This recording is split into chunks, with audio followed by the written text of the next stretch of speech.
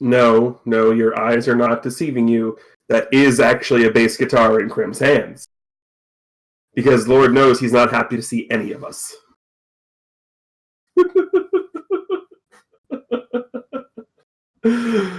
But, aside from that, welcome everybody. Welcome back to Bay City Chronicles. This is going to be Volume 5 of Sanctuary City, Issue 14, Moving Parts. Yeah, we're already up to 14 issues in this one. But before we do that, there is a little bit of housekeeping that needs to be taken care of. And no, not the obligatory F's in chat for Dark's computer. He's actually at work tonight, not the computer issues, strangely enough. Well, ironically enough, he's at work tonight to try to buy another computer. So that one can, undoubtedly break too. Exactly. Because the cat's tail probably going to get stuck in the fan or something. Right. So F's in chat for Dark's computer anyway. Yes, exactly. Preemptive F's in chat. Preemptive F's, there you go. But I would do the normal introductions here, tell you who everybody is and have some weird, wacky thing to say. But again, there's a little bit of housekeeping, so instead of just introducing everybody, all I'm going to say is we are celebrating a birthday today instead. So I already had the kibosh put on Nobody Wants to Sing, so we're not going to do that. Oh, thank you. That's my birthday present to you, OPT. Hey, mine too. Mine's I'm running this thing. But no, they put the kibosh on it, but we are celebrating. It is OPT's birthday, so just doing that little shout out here. But with the rest of the cast, we do have Norastra, Crimson Avix, and Chameleon Ice, as we normally do. At least one of those four has decent hair. I'll let you figure out who it is. Where's my hat? Hey, all I'm going to say is... I just got the haircut, so is that me? Yeah. Coming soon. The Christmas hats will be coming soon. Also, my Charlie Brown desk tree. What, you ordered some Christmas hats? Awesome. No, I didn't.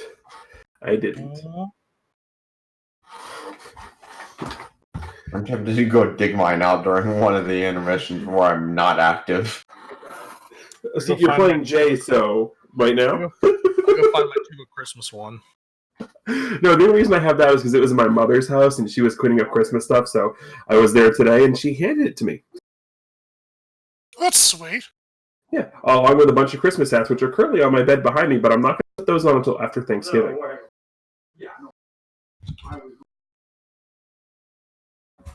Anyhow, so we are going to get started. As I said, ladies and gentlemen, boys and girls, children of all ages, we are here. Welcome to Bay City Chronicles, Volume 5, Sanctuary City, Issue 14, Moving Parts. Last time we finished up the Worlds Collide event, and we're now back where we left, and apparently no time has passed, but the President-elect of the United States, one Andrew Vernon, has basically declared most of our heroes international terrorists. Oh, we're international now. I didn't know that part. Well, technically, you bombed a space station that wasn't technically in United States territory because international airspace. How they even know it was us? We snuck on. Yeah. We're just They guys don't know it was you. They're just claiming whoever it was is an international terrorist. Oh. I mean, okay, so theoretically that wouldn't be incorrect. He doesn't know it's a superhuman, though. He doesn't know, but he has suspicions. That's enough for the mob. Mm-hmm. I mean, of course it is, but still. But that's not where we're going to start off, because three of you guys were all in Dr. Casey's office when you got back, and it's been a little while, but well, I'm not going to be starting the scene. That's going to be our good friend, Mr. J. So I'm going to take a step back here for a minute, and Jay, you have the spotlight, my friend. Hold on a second. We're still in Casey's office after that whole thing happened? That's entirely up to however he's going to frame the scene. Fair enough. Because if we are, something happened at the end of last issue. Oh, you're talking about the chair? Yeah. If you would like to start there and finish off that little scene, we certainly can. I'm just saying, it's on the floor, yeah. Broken to pieces, so y'all can react to that however you want to. Yeah. Okay. So, if you remember the end of last episode, the final page was a sort of barren area, which didn't really have much going on other than a single body laying in the middle. And the body belonged to none other than Lionheart. So this comic opens up with that same scene. You flip the page, and the next panel has about 25 soldiers, U.S. military soldiers, walking in towards where Lionheart is. And then the page flips back to Stormbreaker Technologies with Jay entering Casey's, entering the area where Casey is currently standing.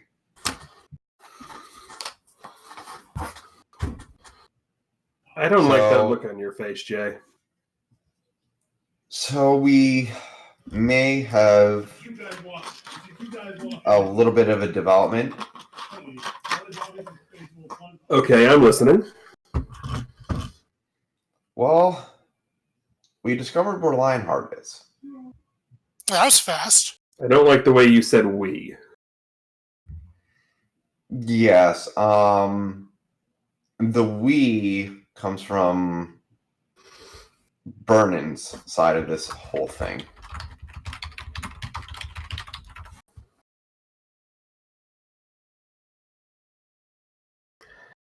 Oh, lovely. Wait, Malkier was the first one I saw. I sent him through lovely means to take care of extracting Lionheart from the situation. So I haven't heard back yet. So you're telling me you found the most volatile person that we have access to and sent them on an extraction mission where the goal is to not create chaos. The goal is to get Lionheart out of there. I said nothing to him about not creating chaos. I said, get him out of there as soon as possible. Casey has this incredulous look of, basically, anyone who's seen Dr. Casey has this look of confidence on his face, and this is the first time that he's been drawn with this look of, I don't know if I can fix this mess on his face. Well, here's the thing.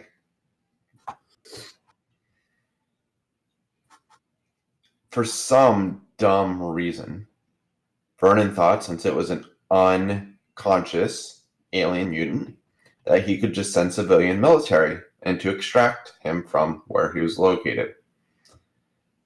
He sent no one else. He's not going to have an eyewitness of Malkier being there.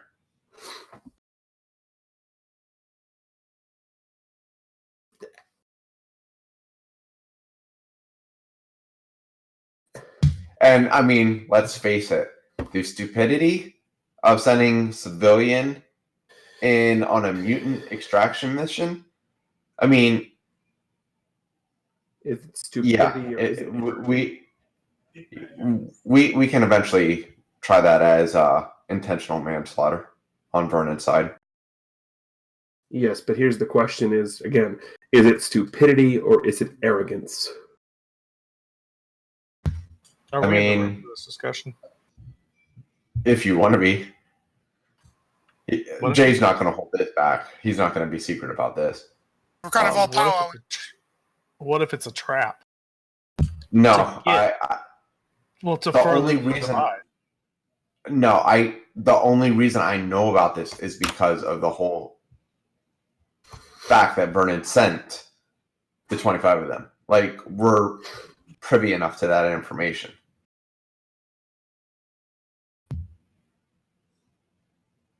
I honestly don't have a problem at all with Malkier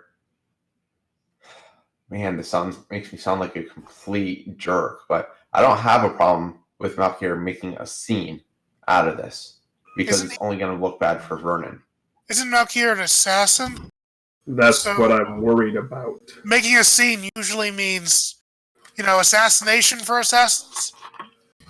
So there'll be Let's just say I don't expect the civilians to make it out alive. That's I bad, don't right? expect this.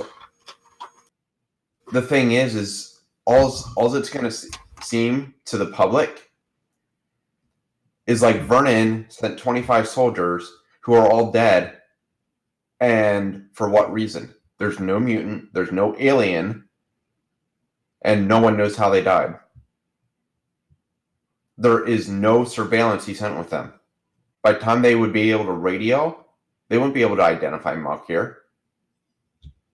And he's good enough to not leave scorch marks. He wouldn't have to. He doesn't even need to burn anything. So here's a bad thought.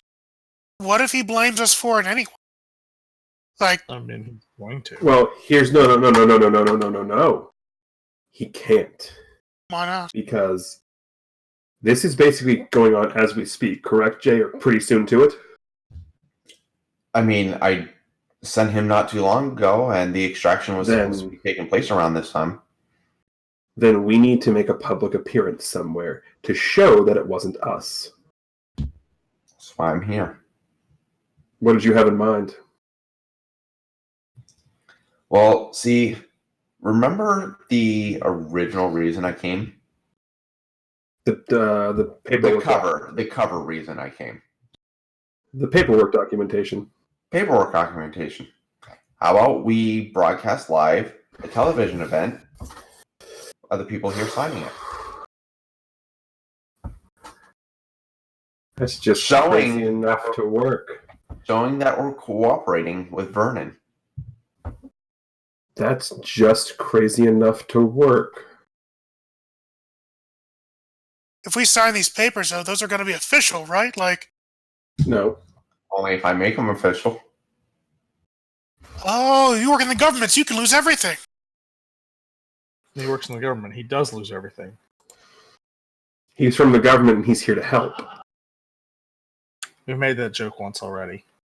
It still applies. So what do we got to do? Well, I think we gussy up the downstairs conference room, get a couple of cameras in here, and make this a show. Local news station's already on the way. You didn't even ask us. I like a good show. I have to make assumptions and quick decisions like these. I get it. And just hope you go along with it. Keep in mind, no one's being forced to sign anything. And of course, anything that's being signed is probably getting lost. But again, this is a show. And we're going to need something else, too. We're going to need someone to play the part of Malkier. I can't make fire happen. Being made the fire is easy. Making him about 6 foot tall is going to be the hard part. Well, here's an idea. I wonder if this might help. Lucha holds up his armband. That would be perfect. Give me 5 minutes to recalibrate that. Lucha takes it off and hands it to Casey. Unless you had something better, Jay. No, I was just going to say, maybe see if we can modify the Anton armor. True. Or we can just slap the thing that does the thing. That's way better than my idea. I was going to stay on Lutra's shoulders. I am already 6 foot tall. Oh, I thought you were... Yes, because 3 dogs in a trench coat is going to work. I Works in wanna talk. comics.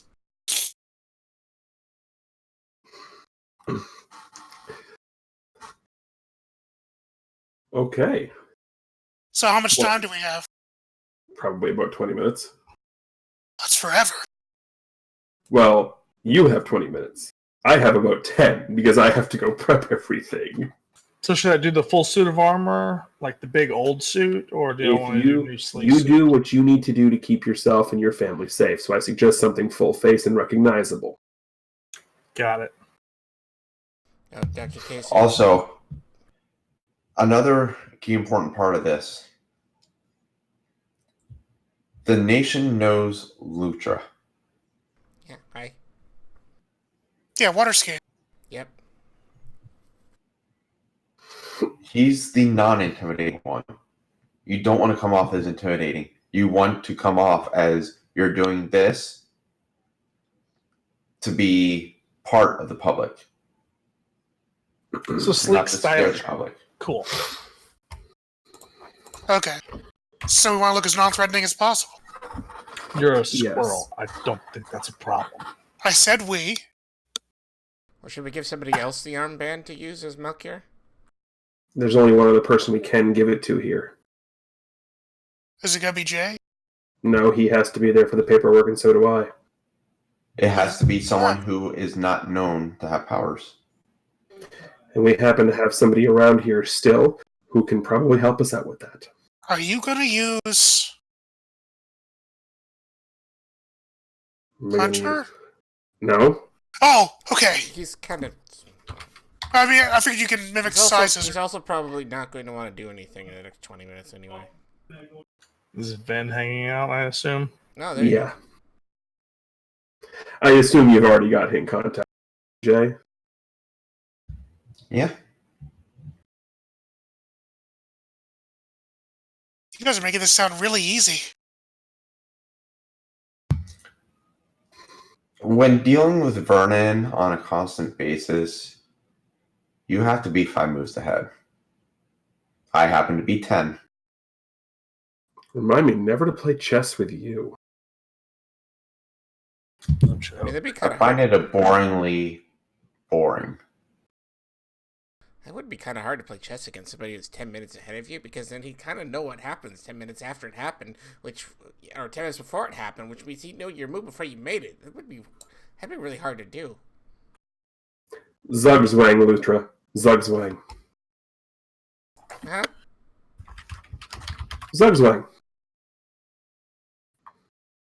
Oh, okay. Well, we could Sure. continue to discuss, bad chess, or we can, prepare for the chess game that we are currently playing. Right. We gotta give Vernon a checkmate.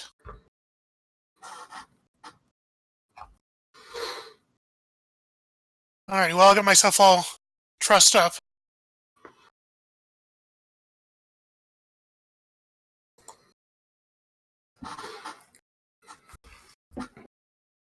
And at this point, Jay walks down and he pulls out his briefcase, pulls out a bunch of papers. For some reason, has like small little cards there, and what these cards say is just basically,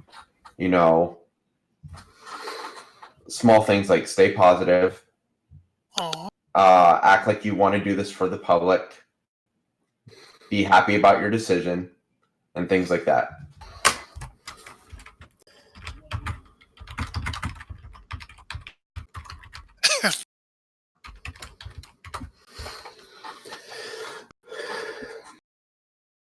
So we turn the page, and we are in the press conference room of Stormbreaker Technologies. Normally, it's used for any sort of like the medical breakthroughs or things like that Dr. Casey is going to announce, but it's being used. 1 second.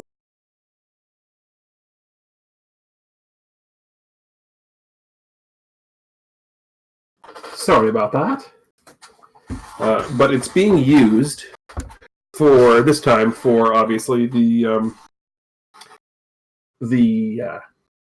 conference, the signing of papers. And it's been set up a little bit differently. There's a nice big conference table with the folders, like the special folders for like contract signings. Like this has been obviously Jay had this plan for a while, and Dr. Casey knows what he's doing. So it's a pretty grandiose setup.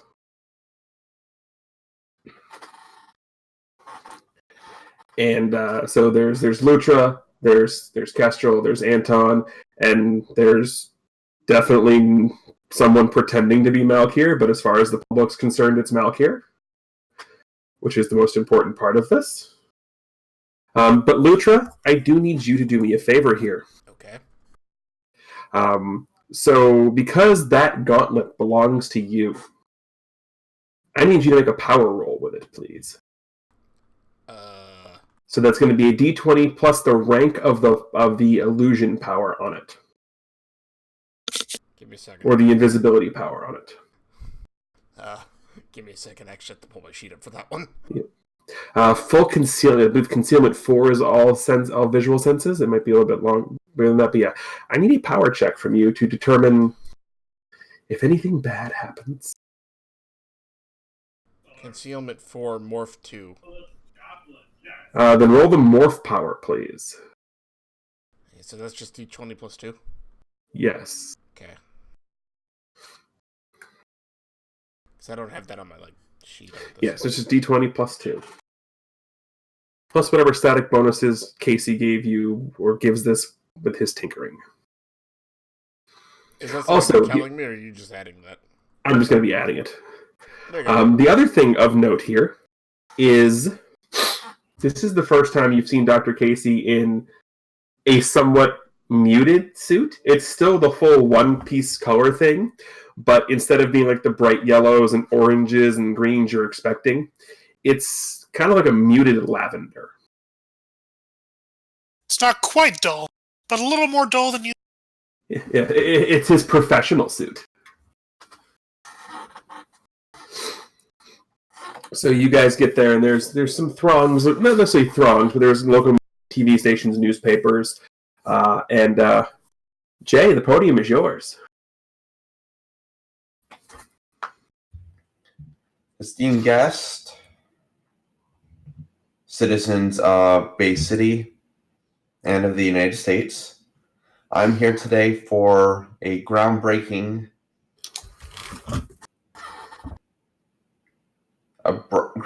decision on behalf of some of our declared mutants. You see, we have looked to tie the bridge between mutant and civilian to disengage all the thought and fear that civilians experience around mutants. By signing these papers in front of the national population today, these mutants are freely signifying that they are mutants and that their powers are only going to be used for protection of the American population. They will not be used for any forms of terroristic activity. I have before you Anton, Lutra, Kestrel, and Malkir, who will be our 4 participants in the signing of these documents. And at this point, Jay pulls out paper and sets it on the table. Anton, if you would please. So Anton steps up in his fabulous black 3-piece suit with just the helmet on, signs the paper, walks off.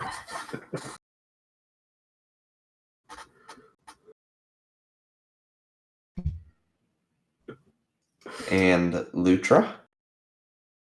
So Lutra just kind of walks up and he takes a bit of it. He clearly, looks at the parts, clearly, trying to figure out, okay, I filled this part out, and then this. Also, there's a ton of camera flashes right now, too.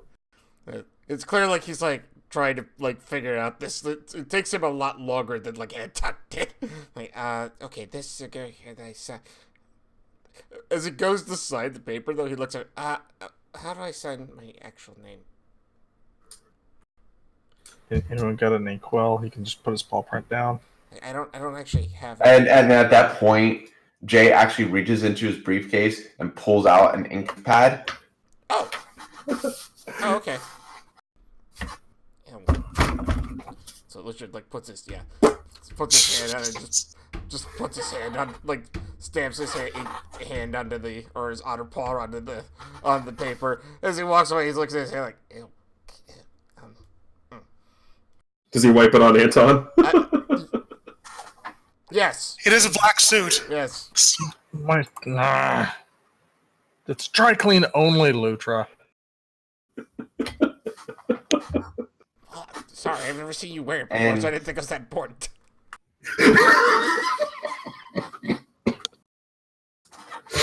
And Kestrel. Kestrel floats up there, and he's got his tail nice and finely brushed, and a nice flowing bright red scarf. And he lowers down and tries to find a space to sign around Lutra's giant paw print.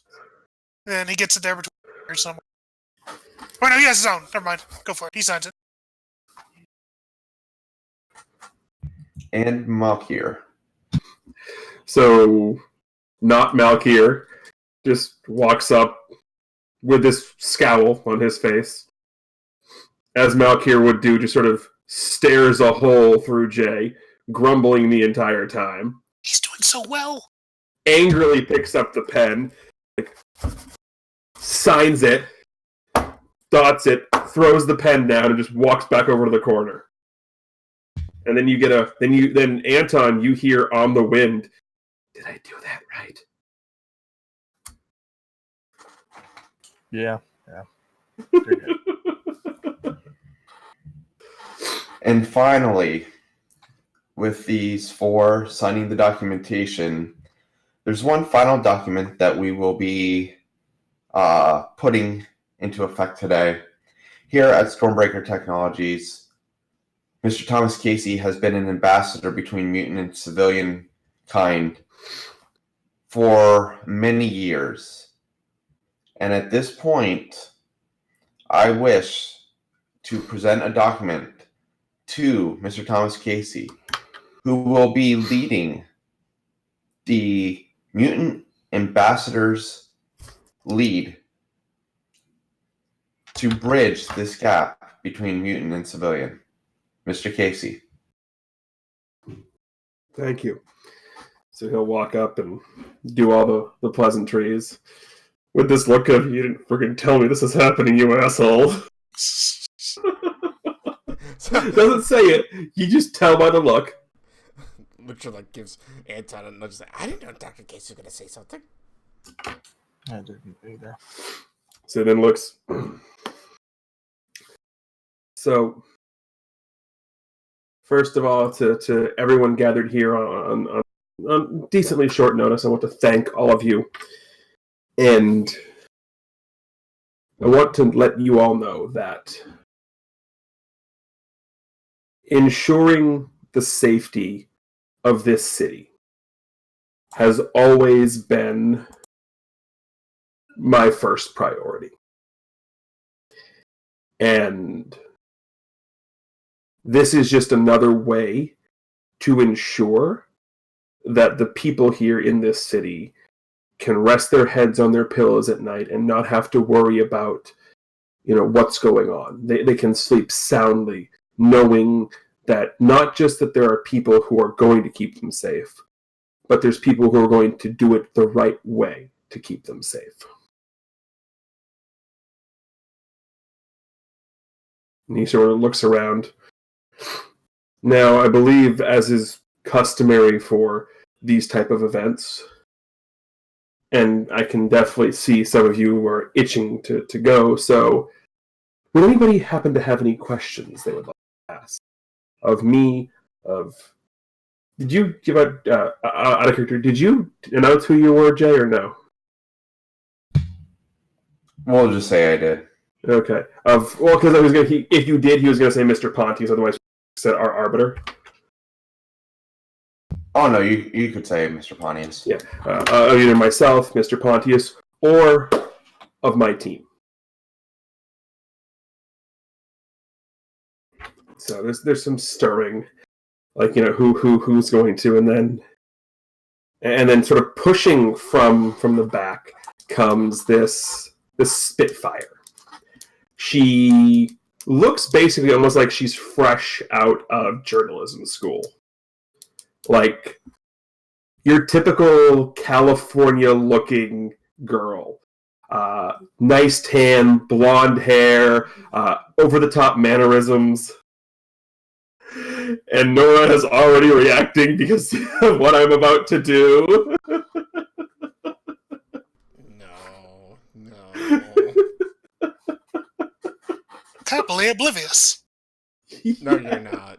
No, you're not. I've been doing this voice all day. And she sort of comes up and she is just on this big old wad of gum. So, first of all, Nina Villanueva, Bay City Chronicle. Serious question here. What does this actually accomplish? It's just a bunch of paperwork. How do we know that this is just going to be filed away somewhere and it's never going to be used? Well, madam, She looks offended that you called her madam. by having documentation, this allows us to know what mutants have what powers. So in the event that there is something that does happen, we now have documentation of every single mutant that could have possibly carried out a specific event. So, sort of like if you see someone clawed to death with a bunch of otter paws laying around, obviously that would be Lutra. Is anyone seriously going to call in the fish got mauled by an otter? Okay, we've done that a few times. Never mind. But okay, so next part of that question then, obviously these guys are doing it voluntarily, but what if people choose to not want to sign the contract or sign the paperwork? Does that make them vigilantes? Does that make them enemies? How does that work? Yes, they will be 100% considered outlaws of the United States. They will be vigilantes, and they will be treated as a suspected terrorist in the event that anything happens. If they refuse, that automatically gives us reason to believe that they are hiding something that they do not want the U.S. population to know about. So we will treat them with the utmost precaution, and we will ensure that they will be considered outlaws in the event that something negative happens. At this point, a much more well-dressed gentleman from the front speaks up. So, what you're telling me here is that you are basically forcing people to disclose their powers, whether they use them actively or not, or be branded effectively either a terrorist or a traitor when they've shown no reason to be branded either. Is this also going to, are you going to force them to write their full identities on there so you're going to have all of this information on them? Isn't that an invasion of privacy? Yes. It's an invasion of privacy if we demand they do it. We are not demanding that they do it. We are just notifying them that if anything mutant-related happens and they are suspected to be a mutant, that they will be considered vigilantes and they will be persons of interest in any investigation that we may carry on.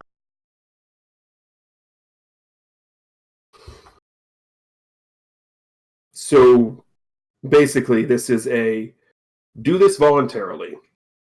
We force you to do this, or you basically become on the America's Most Wanted list. That seems all kinds of fair. So, as a civilian, I am assuming you are a civilian, sir. As a civilian, you feel comfortable knowing there's mutants among you. We are not hiding the fact that we know there are mutants in every single city within this nation. You are okay knowing there's mutants among you but not knowing who is a mutant and what they are capable of at any given time. And how many attacks is it going to take before the public starts demanding answers? Before the public starts fearing? Let's say one attack happened on civilians. Let's say an unprovoked attack happens, and we can't answer who carried out that attack. Let's say innocent civilians died, and we have no way of documenting who carried out that attack because we have no way of knowing exactly who has those capabilities. Drive-by shootings happen all the time. Those are unprovoked attacks. You don't make every citizen register with, hey, I mean, you technically do make people register firearms, but there are people who do that all the time, too, who don't have firearms. And you necessarily can't figure out who that is either. Isn't this the same concept? There are unprovoked attacks. 90% of people are minding their own business, and you are taking a specific subset of them and singling them out. This is no different. This is no different than okay. Let me counter that then. You are saying that we require people who have guns to register their guns, which we do, and have them on file. So, if someone who doesn't have a gun, so they are not registered, if we don't know who they are, but we find out that they have an unregistered gun, they wouldn't be considered a person of interest.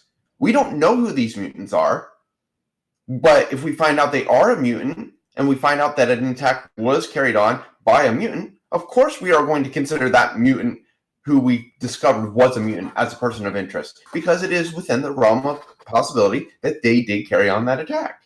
It is just like the gun that you just mentioned.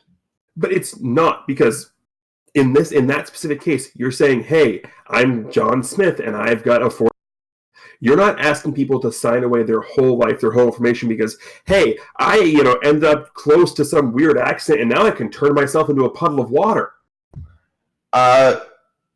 What exactly do you think happens with gun checks? Do you think we just say, oh, here's a gun, sign this paper, you're done? No, we do an investigative background check on them. We make sure that they are capable of carrying a firearm.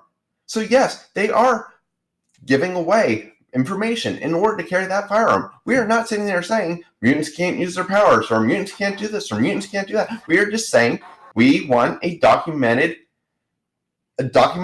paper of your quote-unquote firearms, of your weapons. Having this, Kestrel actually kind of zips very quickly to stand behind this reporter, kind of perch behind his shoulder and say, ask him about child mutants. And zips back and faster than you can see. You sit there and you say that registering a firearm, that's fine. But owning a firearm is a choice. Not everyone has the choice whether or not they want to be a mutant. It could have just happened. And you're telling me that people who don't have a choice now are being forced to say, oh, hey, by the way, I didn't have a choice in this, but come look at me anyway. All we're requiring is them to sit there and say, hey, just so you guys know, I do have the capability of doing this. We are not restricting anything else. All we are saying is for them to come out and say, hey, I have this capability. And that's it. What invasion of privacy? This is no different from someone sitting there saying, hey, I have the ability to count money, so I'm going to be an accountant. It is just a superhuman ability, and all we want is documentation of it. Because I don't know if you've talked to mutants, but not all of them are intending to use their powers for good. So Lucha kind of speaks up at this kind of randomly in between everything. He's like, I'm actually not really a mutant.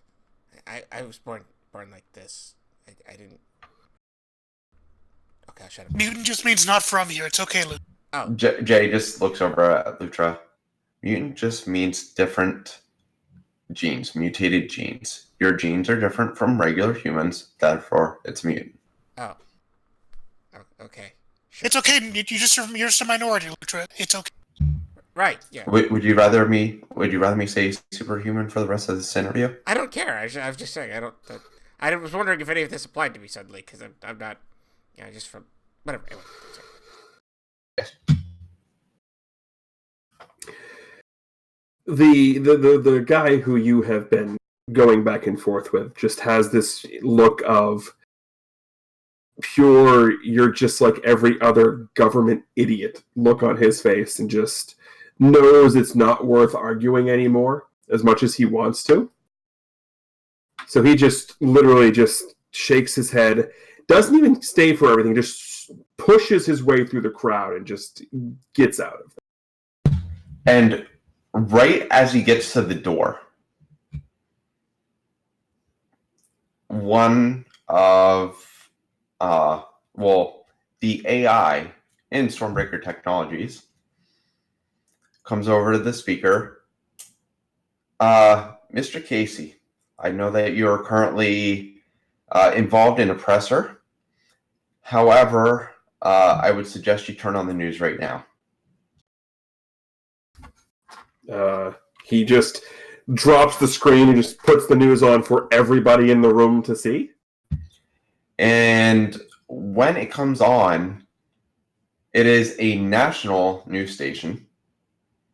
CNN. We'll say CNN or CNN. something. CNN. Yes.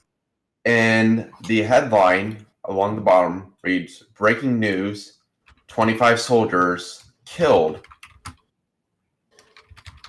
in unknown attack." Oh.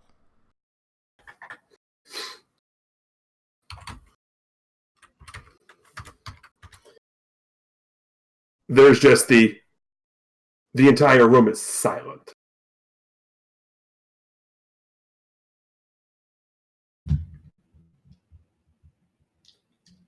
"And you, sir," as Jay yells to the back of the room.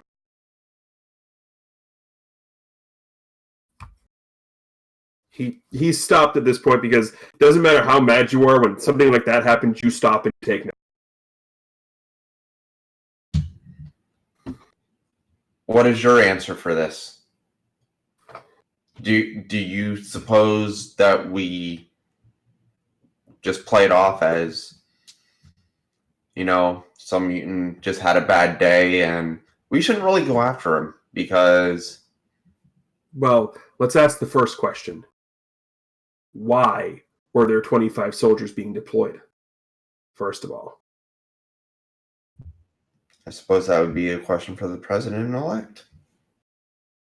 Because if this is something like, you don't deploy a small unit of soldiers for willy-nilly purposes. There has to be a reason behind it. So what is the reason he is sending out these soldiers? To apparently their death, because they're all now dead. If he willingly sent these to a mutant or whatever this is... If I wasn't here arguing with you about whether we should be having mutants decide whether they want to register themselves, then maybe I would have an answer for this.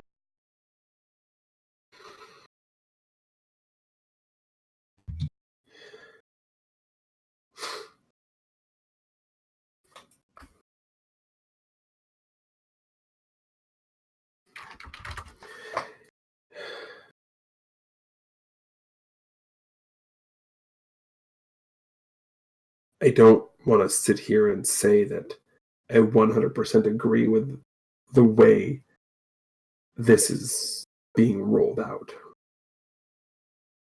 But he looks at the screen. If things like that are what this is going to prevent, I can't rightfully argue against it.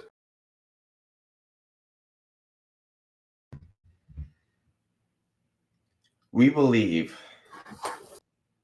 from years of observation of discussion with mutants that there could very well be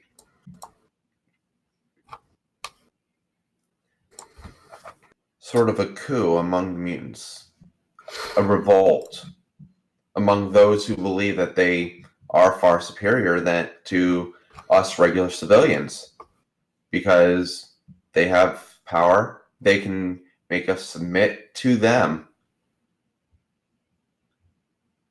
Why wouldn't we try to do what we can to work with the mutants rather than have to go to war with them? What is easier?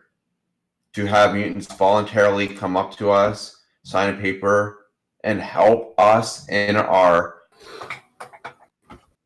initiative to not only just know what some of them are capable of, but maybe say, look, we know you can help us, and we are looking for your help. Or do you think what just happened there is the right resolution?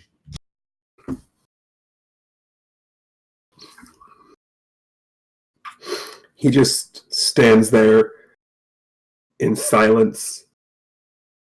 Anyone who's good at reading people can know that he's got this conflicted look of he still hates the process and this entire thing, but he's pissed off that he has no milk crate to stand on at this point. Because if he speaks ill of this at this point, it's just going to come back and bite him.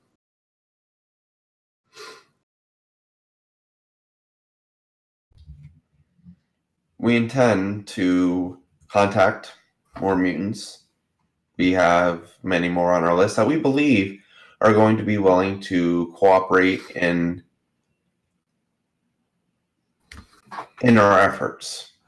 Now, we know the public does know of certain mutants who have obviously made themselves known.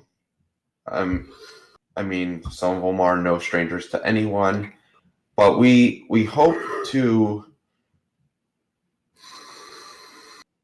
create a larger base of mutants for good, if you will, to really eliminate any stigma that may be created otherwise.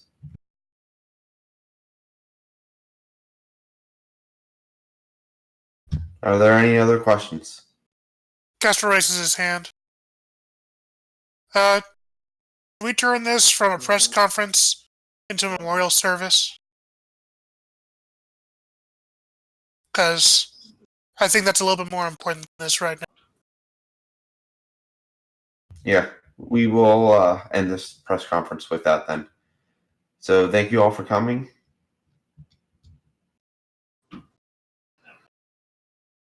And Jay sort of, he just buckles his briefcase, picks it up, and walks out of the room.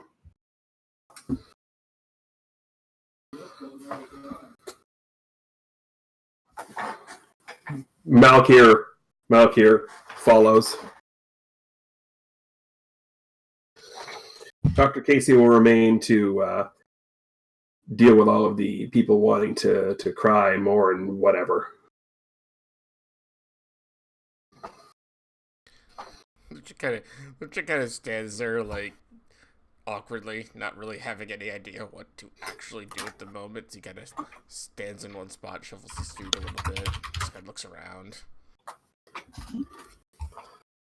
And meanwhile, Kestrel's actually just kind of staring at the news feed if it's still up, and just kind of clearly thinking about something.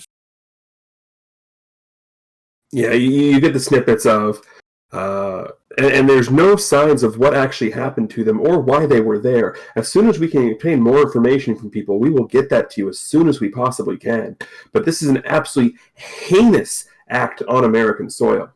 And they're just starting to go into statistics about how, troops on American soil, this is the largest, all the typical buzzword statistics that you normally see them to do.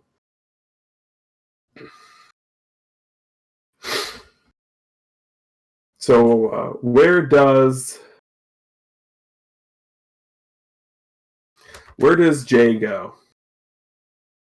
Oh, Jay just walks out of the room until all the reporters are gone. Yeah. And once they're all gone, he walks back in and he's like... Once everyone's gone, at this point, Ven is back in normal form. Yeah, Jay walks back in. He's like, by the way, there's no way Vernon is going to admit to why he was there because that will only look even worse on him. I guess that just means we have to get him to say it in a different way, right? Casey is still dealing with the reporters out front, so it's just everybody else. He did just use military troops on U.S. soil. Doesn't that mean Malkier just killed 25 people? Yes, it does. It does. Yes. Hold on. No. We don't know what's Malkier. We just know he was there to extract somebody. We don't know it was him. Castro kind of looks over at Jay as Ven says that. Remember, as far as the public is concerned, Malkier was here. Speaking of, did I do a good job pretending to be him? Was I angry enough? Maybe You just didn't, a little you much. needed Sudoku on fire. Did you see the note I left? There was a Positive. note. Happy. Malkier doesn't do positive and happy. Well, in that case, the Sudoku book on fire would have been a bad taste. So you did fine. Yeah, it was. I can't light things on fire. I can ruffle pages.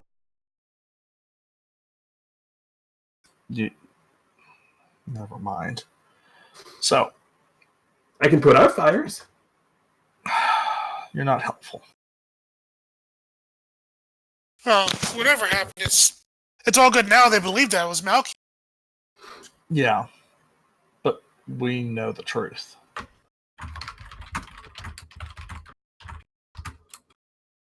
Well, we know at least we have a good idea of what happened there. So where's Lionheart now? If that TV's accurate, he is with Malkier.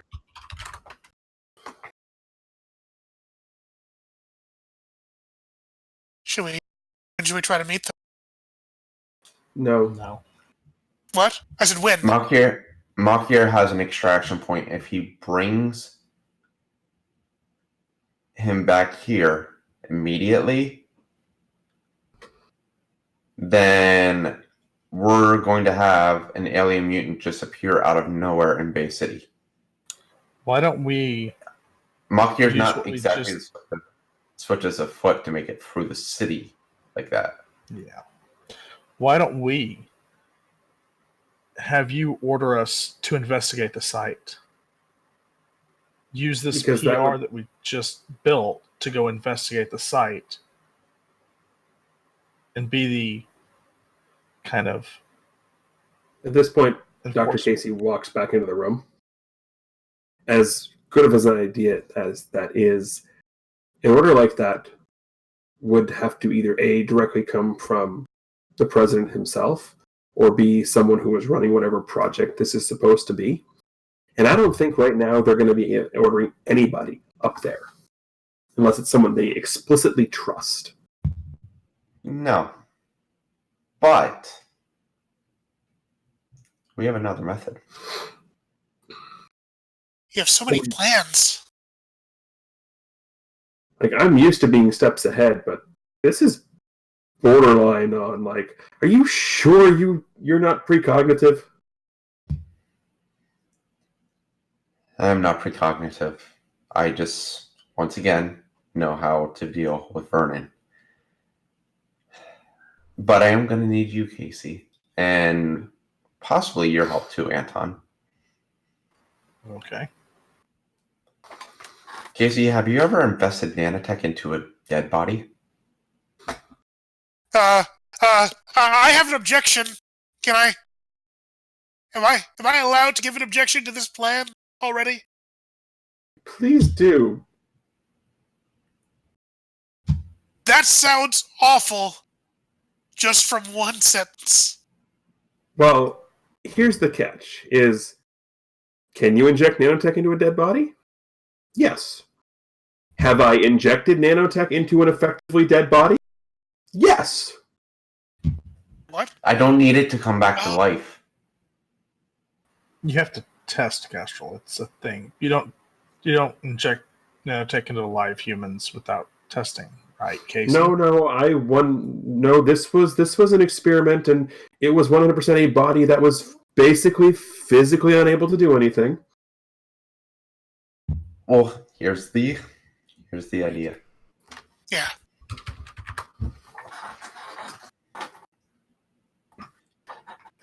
We are going to get the approval for Lutra, Malkir, Anton, and Kestrel to go investigate. What they're going to come back with is a dead mutant. Or something that looks like a dead man.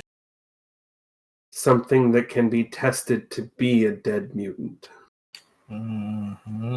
Okay, I see where this is going. I don't know if we want to add desecrating a body to our list of bad things that we've kind of been responsible for today. Guess what? You don't have to. Yeah. Because, as was kind of hinted at here, medical technology does need to be tested on things. And cadavers are something that a lot of things are tested on. And wouldn't you happen to know that I can get some cadavers fairly easily? Oh, so we wouldn't take a real dead body, we'd take one that was already dead. Well, That's still a real dead body, Kestrel. yes! Yes! We But aren't not one going of the to bodies kill already any additional people for this body. Yes. Aw, but okay. I've got some. I know we let Malkir have all the fun. To see Anton going out. Oh, I thought you wanted a cadaver to go. Okay, sorry. Yes, Malkir just shows up in the bright gold.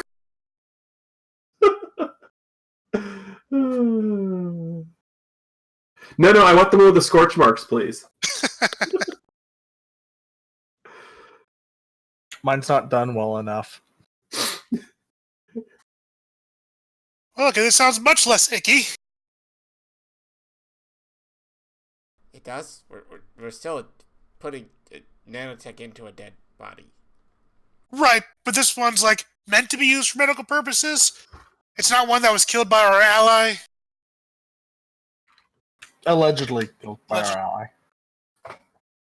Look, remember, everybody, Malkir was here. Right, he was here. So as far as we know, this is some random new person, It doesn't even necessarily have to be a person. For all we know, it could be a giant fish. It could be a goose. It could be any manner of sorts of things. I don't think it could be a ghost, because there's no such thing as a ghost person, and that would just be terrible. That sounds right. Goose by nature are evil creatures. Yes, I so know. there is no doubt. I know. You know how horrible they are to me at the beach every time I go down there? It's terrible. Geese are awful. It's like they just want to be obnoxious for no reason. I know. And I mean that is up there. That is close enough to Canada. So Canadian goose could in fact be a mutated Canadian goose. And I mean, since we wouldn't know anything more about it, we would just sit there and label it as the untitled goose.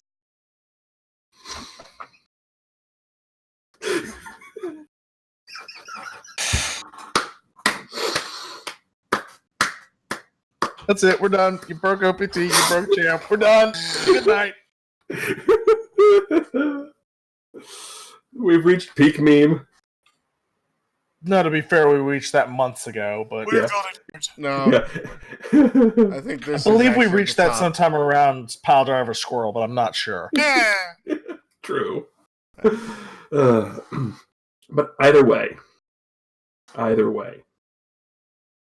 the real question becomes, how do we get the body there and make it look like it was already there?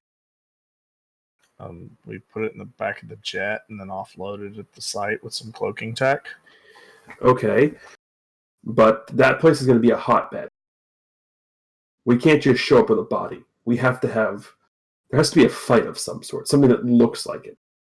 Fine. Or maybe we happen to find the woods because they fighting. There was 25 soldiers. You think you're gonna realize if we have a 26th? Well, I mean, all those soldiers have identities, right? They're going to be looking for dog tags and all that stuff. Yeah. Well, Not you're the thing going for is- trophies, right? What? Nothing at all. Don't worry about me. I got to If bury this we- whole day deep. If we go in as the investigative team, we can limit what additional investigators are going to be there. It doesn't necessarily, in fact, it wouldn't even make sense for us to actually find the mutant there. We could trace him back here. We only need to find clues. We don't need to find the mutant. I like this. So let me Should we make just sure plant some clues? I get this straight, because there's a lot of wires crossing here, and I'm getting a little bit confused. We're planning to pin this crime that happened on a dead guy that we're going to be like a mutant, right? That is correct. I mean, we could pin it on that last reporter. He was kind of annoying. Yes, I'd be good okay with questions. this. The AI speaks up. Oh, don't worry about him. Mr. Cassidy's just a jerk. Cassidy. Yeah. He does sound like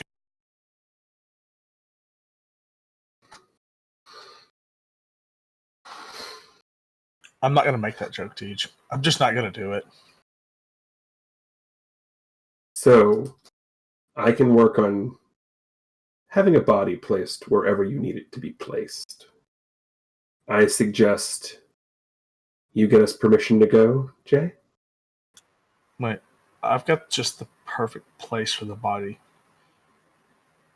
Richard, do you remember that house we investigated a long time ago? Didn't that blow up or something? I'm sure there's some damage, but I wonder if they've rebuilt the area. Okay. Even if not, correct me if I'm wrong, wasn't there a basement under the ground? Was there? I don't remember. It's been a while. There certainly was. Okay, sure. And that would be a perfect place, an abandoned area, for a mutant to go into hiding. Right. Okay, so what do we do with that? We go plant clues, and we Okay. trace them back to the house, where Jay Exactly. will have conveniently set the body up for us. Right. Is this a No. crime? Jay's not going to set the body up for you. Well, I mean, Jay's going to have the body. Because, well, no, because this is a two-pronged thing. Half of this is about public relations.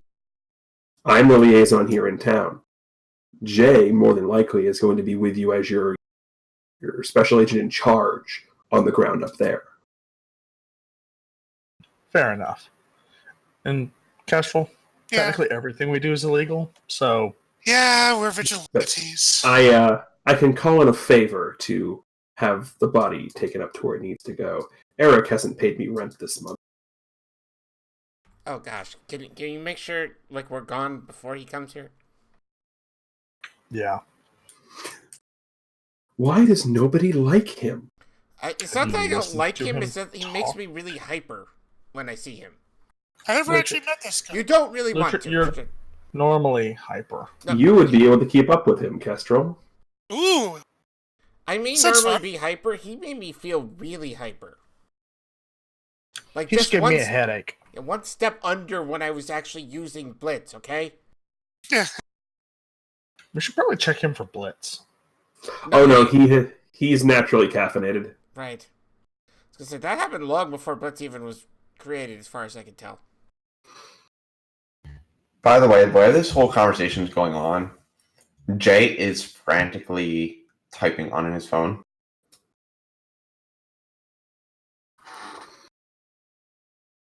Ven's just sort of looking. You know how to text that. That's impressive. Kind of need to in my position. Yeah, but that's like freshman high school levels of texting speed. I can't even do that. He's texting. Yeah, I almost also- as that first reporter. I know how to do other things too, like access various networks. By the way, Thomas, where's your nearest printer? Nearest printer? Down the hall by the secretary's desk. Okay, be right back. And he leaves, and like about 45 seconds later, comes back with a piece of paper. What's that? It's a piece of paper. Thank you. Oh, you're welcome. I'm glad I could help. You really did. This right here is a letter of authorization for us to investigate from Senator Stanley Harris, lead of the mutant initiation. Remember when it's all said and done to pay Mr. Harris a visit. This is my boss. He's not necessarily one we need to pay a visit to. This is the key we need to go and investigate. I said when this was all over and done, not right now. Yeah. Van looks at you. Oh, hey, Anton, when this is all over and done, go play a visit. Harris. Thanks, man. I'm just doing what you asked me to do. Isn't that my job? Oh, sorry. Well, Acting like the otter. I gave you a minute. You didn't say anything, so I figured somebody had. Next thing you know, you'll start asking questions that you shouldn't know the answers to. Which, by the way, Lucha, I was very impressed with your restraint during the press conference. Huh? Yeah, that was actually quite stunning. What? Oh, I wasn't going to ask everybody a rant question like that. I didn't really feel like talking much anyway. Still, I admire the restraint. Well, let's go commit, a bunch of felonies and get this over with. Actually, we're not committing any felonies at all because we have approval from the government. Ooh, even better. That's a pull. But I'm with Anton. The faster we get this done with, the better. But at this point, the AI. At this point, there's no comment.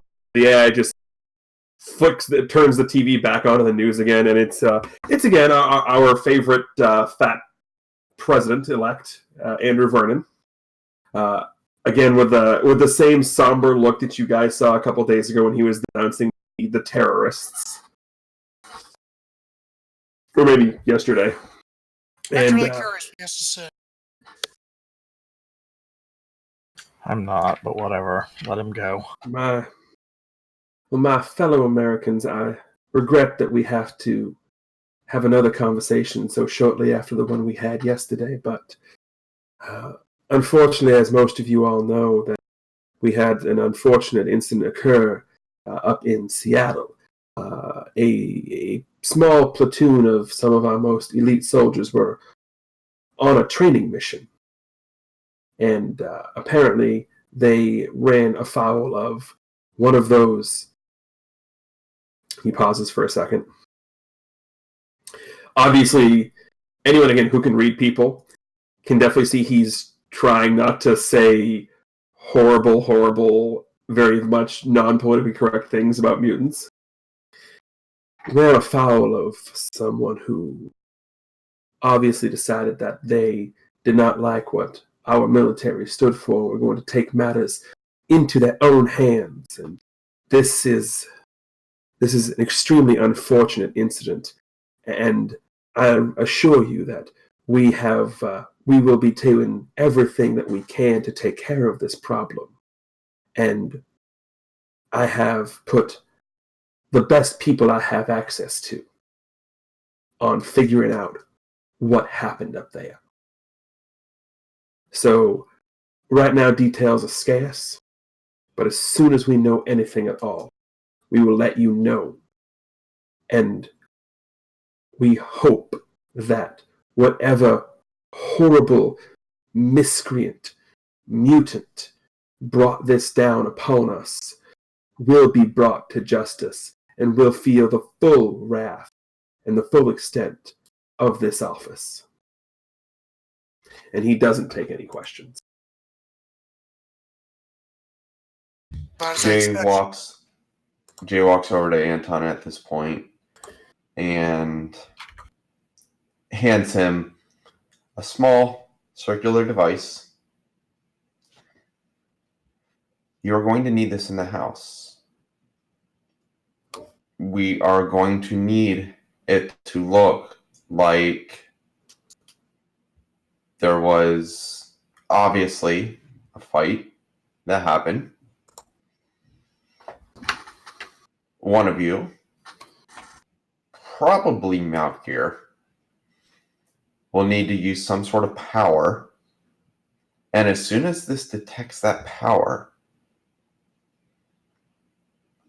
a explosion that will not harm you. It's not a fiery explosion. It is just meant for destruction. And it's done through, well, Anton, you'd be familiar with this. It's done through tremors. Ooh. Anyway, Well, Malkir's been wanting to fight me for years. This should be fun. the tremors will bring a lot of destruction to the structure of the building, but not enough to not allow you guys to get out, or more importantly, allow the extraction team that Vernon will be sending to move in and recover the dead cadaver. So you guys will be touted as the ones who brought this vigilante to justice. And Andrew Vernon will be none the wiser. Well, what's to keep them from just taking the credit? Who cares if he takes the credit?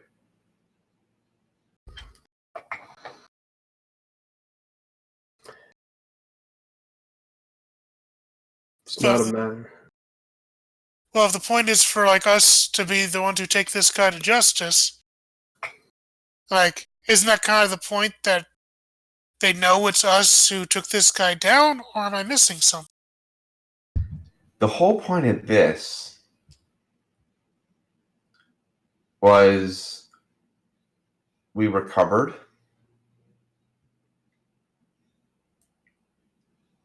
Lionheart. Andrew Vernon is now trying to figure out why he has to cover his own tracks. And this is going to make him turn a blind eye to the four of you here, as well as Mr. Casey, because he will believe that we helped figure out what happened.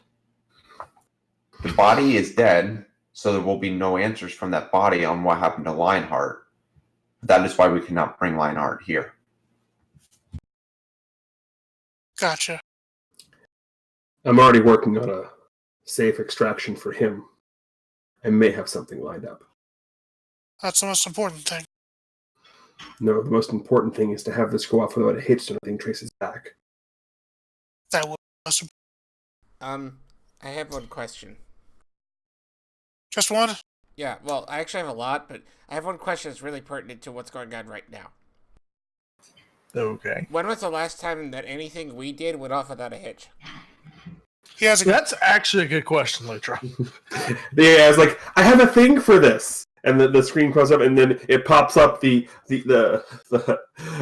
Dr. Casey's team. The four steps to a successful mission. Step 1, make the plan. Step 2, execute the plan. Step 3, expect the plan to go off the rails. Step 4, throw away the plan. I've been waiting so long to break this out.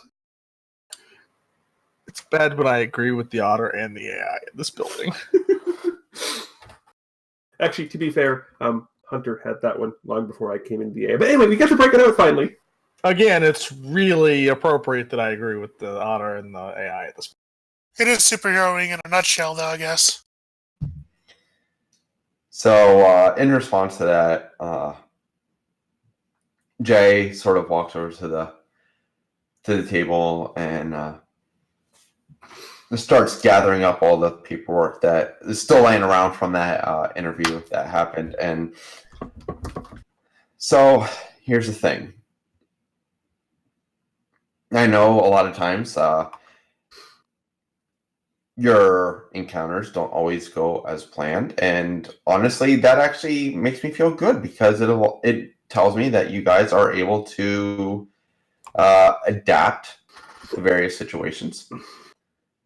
I'm hoping that this plan is able to follow through as such because it is extremely important that we proceed with caution. We have to make Andrew Vernon believe he's on our side. So I have to be very careful about how I go about this. Obviously, Vernon thinks I'm working for him.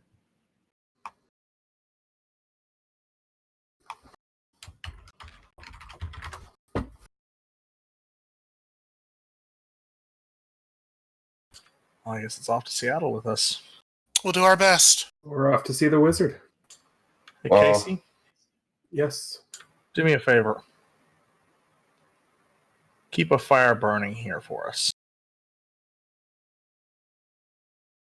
I can do that. Oh! Took me a second.